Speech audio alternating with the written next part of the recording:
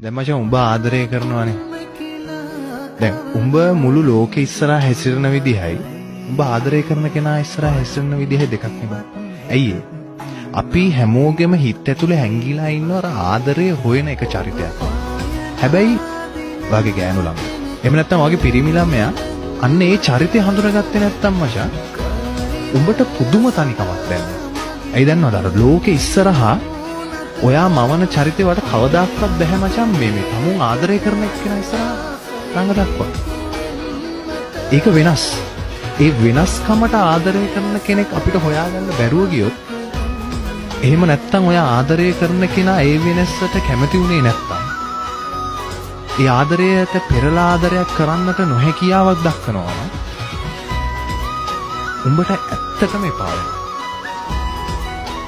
උඹ පුරුදු වෙන්න ඕනේ ඒ වෙනසට ආදරය